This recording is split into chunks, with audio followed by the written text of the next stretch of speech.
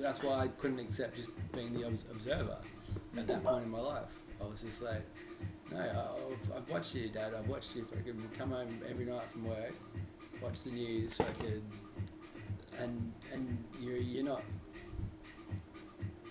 interacting back out with the outer community. Like, I don't want to do that. It's like you're receiving from outside source, and then part of it should be to give something back. And I wanted to do that. So yeah. You want some? I guess It's quite mild now. So I haven't changed it. yeah, so that's where he and I kind of differed on opinions, and I go backwards and forwards sometimes, and I'm like, yeah, you're right sometimes, and then I'm like, no, sometimes I'm right. It's like I need to be in that world, not just watching it all the time. Sure. Yeah, I think that's one of the arts of life, is being able to go between different worlds and fit in. Sure. And not cause too much. Just know what you can and can't say and do. Yeah. Because it just doesn't. People don't want to hear. Yeah. Yeah. People are so blocked. Like, as soon as you give it instruction, people just shut off. So they don't listen. That's what I've found with my girlfriends. No one listens. Yeah. They just don't. It's almost like they get to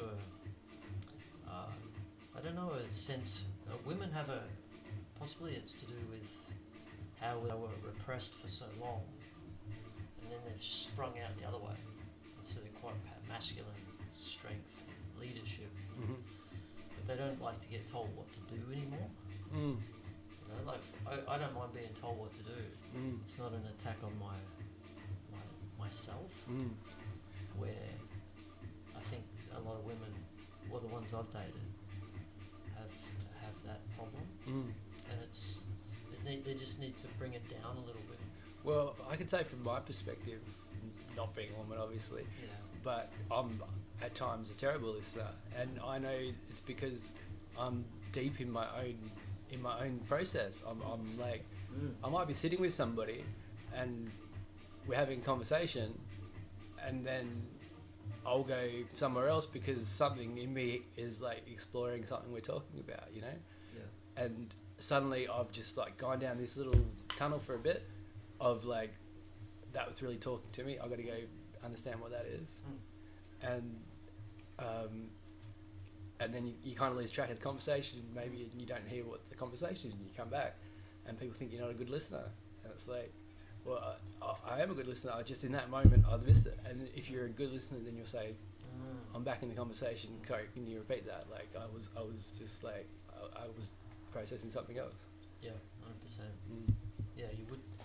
Yeah, listening is an art. And communication is an art. Right, so yeah, we can miss each other on so many levels easily. Yeah.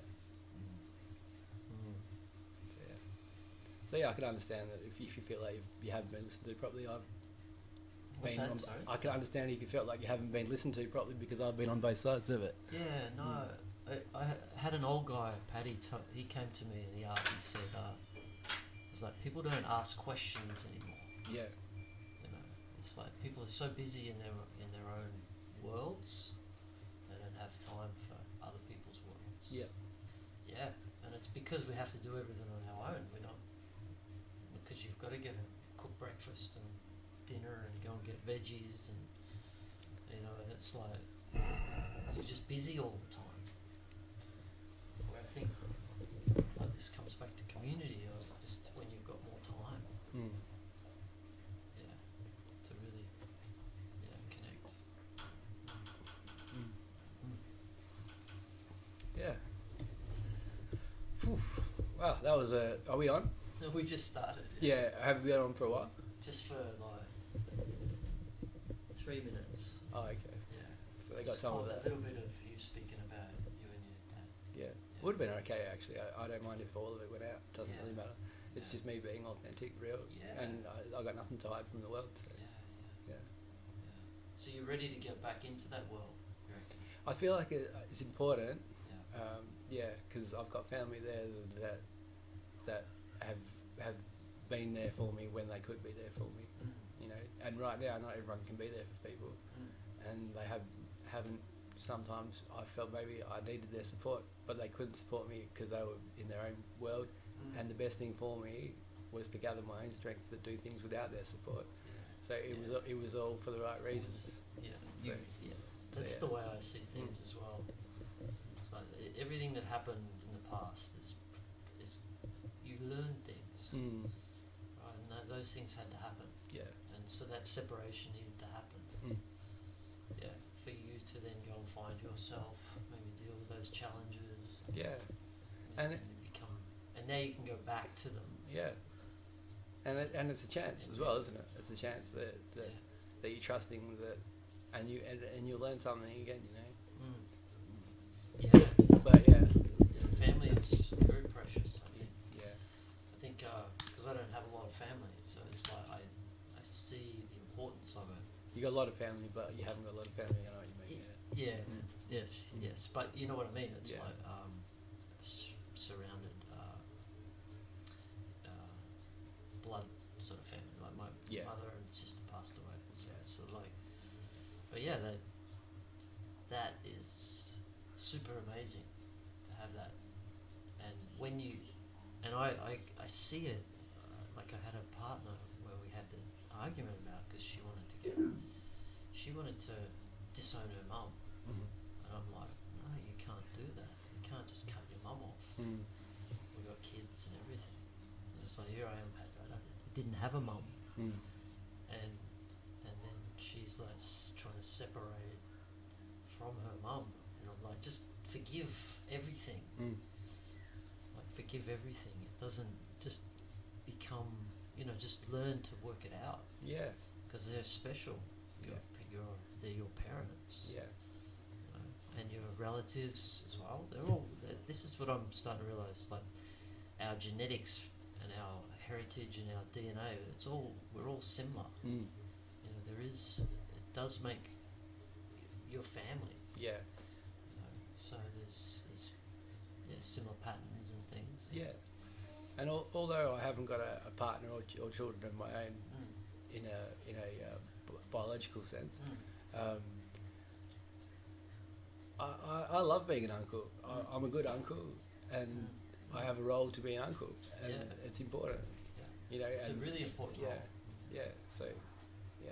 Because you're the guy that goes off on adventure and then comes back and tells him about all the stories. Yeah, I'll push the boundaries. I did it with my own little sister in a way. I wanted to make her feel strong, feel empowered, feel brave, feel like she can take on the world. Yeah, and you can take him on his little trip when he's 16. And, like you can show him the world. Yeah, and his dad's holding down an awesome role of just of maintaining a space for him to grow. And I have a different role. 100%. Like my dad would hello, Lavender. His dad would love to be the one who do the adventures, but let him under the table. But practically, they know. We've got a sheep coming in for a back scratch. Come on, off you go. Need to have let's put this camera. Leave that on. That's the entry camera. So everything exciting happens, so let's put it. Yeah, there's our front. That's where the sheep just went through.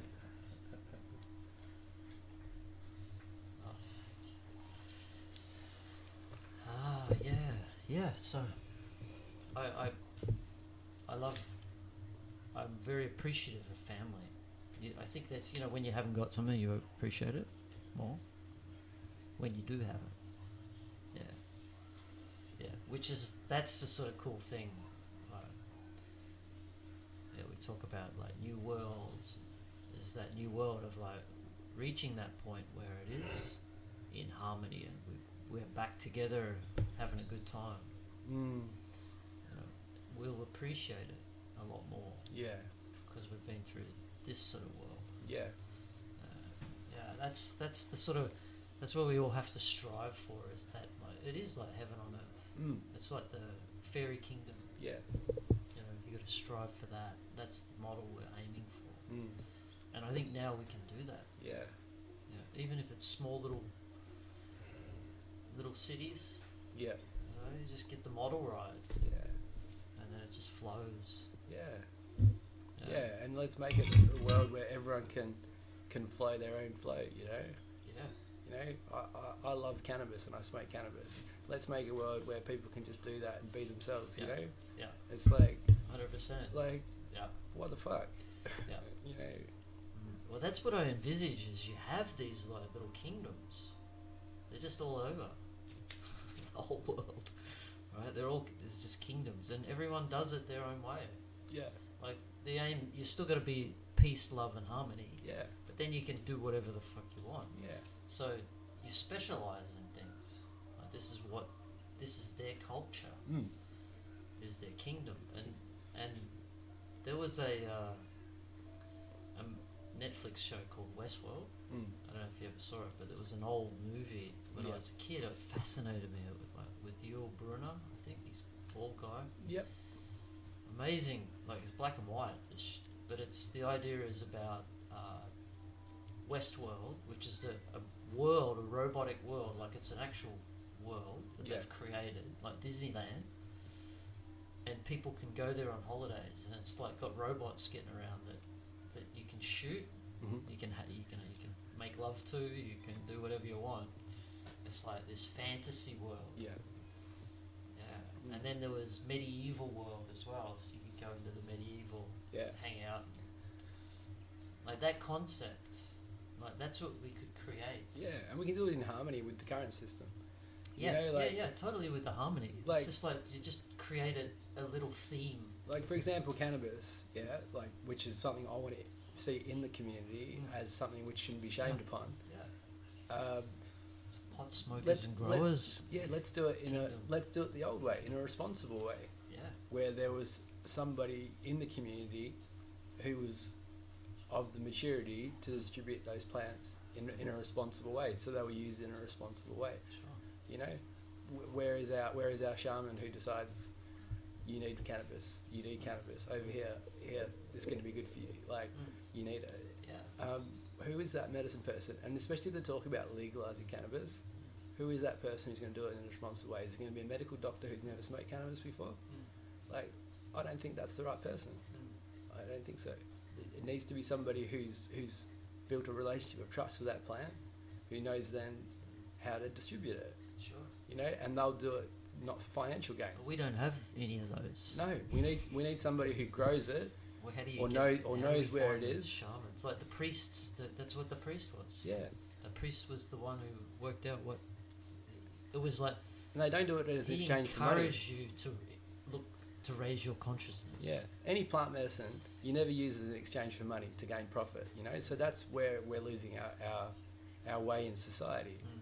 Plants are to be shared and given for the wisdom that's in the plants, and not the other way of, okay, I'm going to buy it for an experience. Yeah, it's like it's not how it is. It's not how it's meant to be. So I agree. We need responsible distributors who understand that plant. You need to. I think you have your village where you actually grow it, you produce it. Yeah. You have the shamans. Yeah.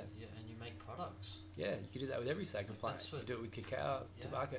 Yeah, all of them. You know, you do them all in one. Yeah, each place. You have a special village for cannabis. You have a special village for someone who's very connected to tobacco. That's right. Whatever, and then plants. Yeah. Plants. Yeah. Plants, and then they know how to distribute it to the outer communities. Yeah, that's right. And that's where I was writing about it this morning, is this disciple master thing happens.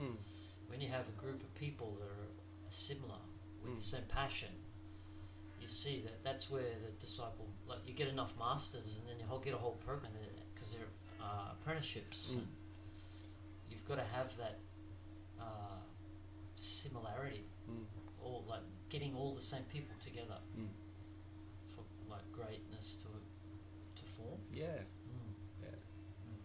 Yeah, put a pure intention into why you're doing something. Yeah, yeah. So you have all your master craftsmen all in one place. Yeah. So everyone can then learn.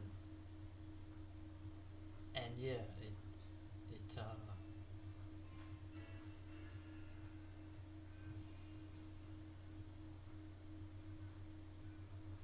so it creates this system where the masters feel welcome and wanted, and the disciples are grateful as well. Yeah. You know, you think about, like, if someone's you think of how many old people we have around this place. They've got all these skills, and they've got no one to share them with. Yeah. You know, like, if you have a proper community where they live together, and that's their passion. Yeah. You know, it's this trading, because that's probably one of the biggest things, is being bored shitless when you get old. You know, they've got lots of skills to be able to share. Lots of time as well. Lots of time. Yeah. Yeah. And at that age, you've got a choice. You can educate, or you can pick up something different at any age, and you want to try and master something new. Right. That's it. Yeah. But there must be, you know, what they already know is so beneficial. valuable. Yeah. In some way. Yeah. Yeah. And that's, you lose that when you do what we've done here. Yeah. And we just all, it's like, even the structure of the towns have broken it all up now. So we just don't see old people anymore. And, yeah. I lived in Vancouver for a summer, 2 summers actually. And that's a really cool city because it's an island. Yeah. And they basically only had so much room.